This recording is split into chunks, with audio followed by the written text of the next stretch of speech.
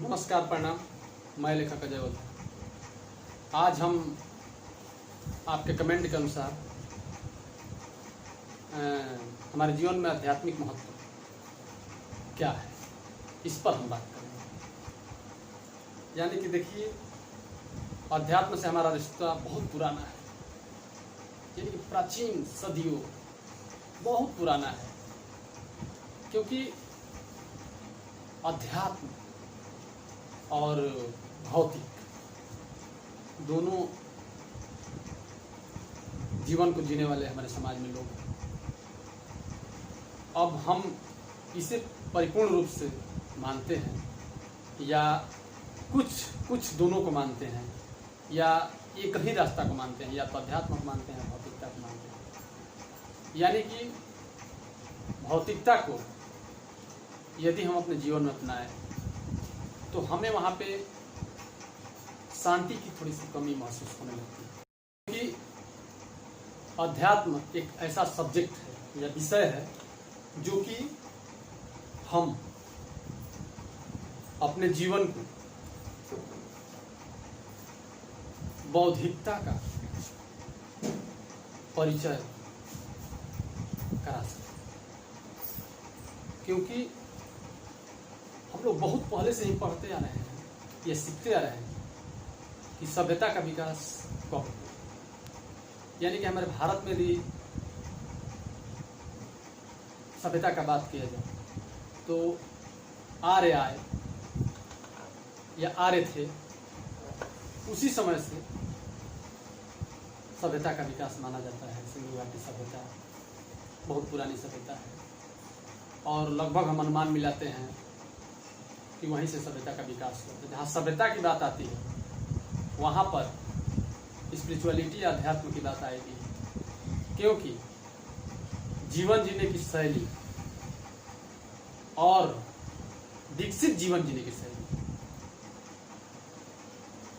दोनों में कुछ अंतर है। कैसे भी हम जीवन जिए, साधारण जीवन जिए या विकसित जीवन जिए, दोनों में कुछ अंतर है।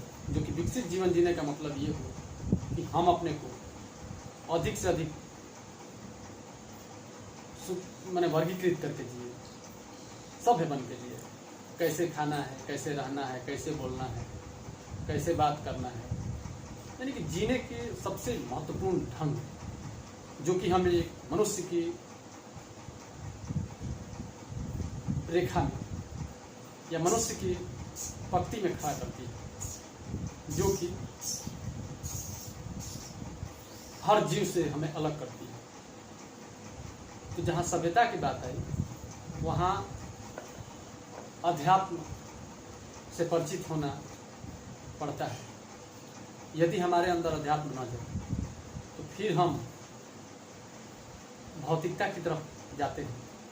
भौतिकता का मतलब ये हुआ कि हम प्रकृति के जो चीज़ उपयोग में लाते हैं या जो चीज़ देखते हैं उसी में विश्वास करते हैं। जो हमें दिखाई नहीं देता है उस पर हम विश्वास नहीं करते हैं और उसे हम नहीं मानते हैं। इस बात को भौतिकता कहते हैं या भौतिकवादी लोग होते हैं जो इसे फॉलो करते हैं। लेकिन कुछ लोग ऐसे भी होते हैं जो कि भौतिकता और आध्यात्मिकता दोनों को मानते हैं। क्योंकि शांति तो हर लोगों को चाहिए और शांति जब तक आध्यात्मिकता में हम नहीं जिएंगे तब तक आएगी नहीं। क्योंकि जब हम अपने को एकाग्रजित करेंगे, अपनी कुंडलिनी शक्ति को जागृत करेंगे, बहुत आगे हो गया हो तो मैंने हम एक तरफ से एकांत होते हैं यदि, तब हम ये पाते हैं कि हमें कुछ एक बिंदु पे ध्यान टिकाते हैं। यानी कि उस बिंदु को हम एक ईश्वर मान लेते हैं और उसी पे अपना सारा ध्यान केंद्रित करके हम अपने जीवन के महत्वपूर्ण विषयों पर सोचते हैं। अब ये हो गया अध्यात्म। क्योंकि इसको कल्पना करना है। अब हम जैसा कल्पना करें, वहाँ पे ईश्वर की कल्पना करें, किसी दूसरे वस्तु की कल्पना करें, भूत की कल्पना करें, मतलब बहुत सारी चीज़ों की कल्पना करें। यानी कि अधिकांशतः अध्यात्म में ईश्वर की कल्पना किया जाता है, ईश्वर का कल्पना। तो यानी कि इस कल्पना को यदि हम मानते हैं, नहीं मुझे कोई बनाया है, इतने बड़े सृष्टि को कोई चला रहा है, तो ये अध्यात्म हुआ। तो हम उसे फॉलो करने लगते हैं। लेकिन बहुत से लोग ऐसे हैं जो वैज्ञानिकता में जीते हैं या भौतिकता में जीते हैं, उनका मानना ये है कि जब तक हम उस पर सफल प्रयोग नहीं करेंगे तब तक हम उसको मानेंगे नहीं, जब तक हम उसे देखेंगे नहीं तब तक हम उसे मानेंगे नहीं। ये भौतिकता हुआ। लेकिन हमको लगता है कि हम भी भौतिकता के विषय में जानते हैं, उसको अनुभव किए हैं, ठीक है। लेकिन भौतिकता का सत्यानाश तभी हो जाता है जब व्यक्ति बिना कुछ निर्धारित समय के पहले ही डेथ कर देता है, मर जाता है, तो वहाँ पे भौतिकता का खंडन हो जाता है। क्योंकि अब वहाँ पे सोचना है कि आखिर कैसे हो गया है।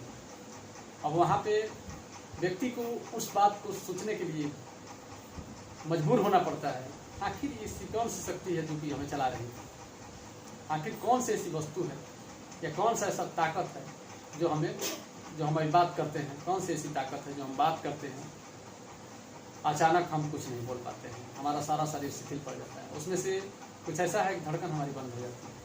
तब हम वहाँ पे आध्यात्मिकता का सहारा लेते हैं जो कि भौतिकता से बहुत बहुत ज़्यादा परे है।